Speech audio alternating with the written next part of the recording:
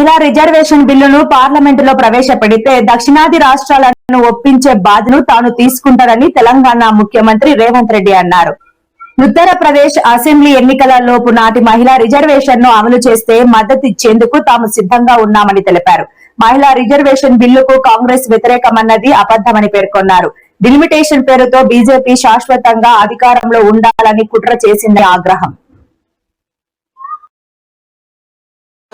Chief minister का पर ये कहना है कि जैसे ये डिलिमिटेशन बिल का ना आना 50% प्रोपोर्शनल सीट्स का ना आना is a great disservice to southern states, to eastern states and other smaller states as well.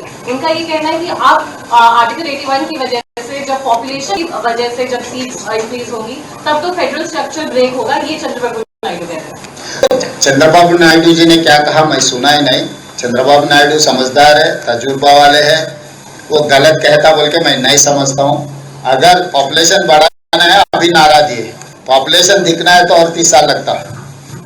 तो మోడీ గారు ఏమన్నారు, తలుపులు బంద్ చేసి రాష్ట్రాన్ని విడదీసిండ్రు, తల్లిని చంపేసి బిడ్డను బతికించిందని మోడీ గారు చెప్పిర్రు.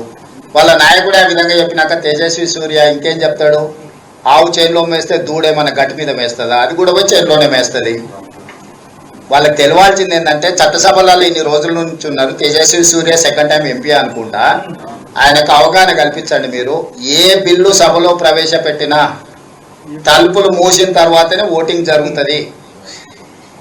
అది ప్రాథమిక సూత్రము.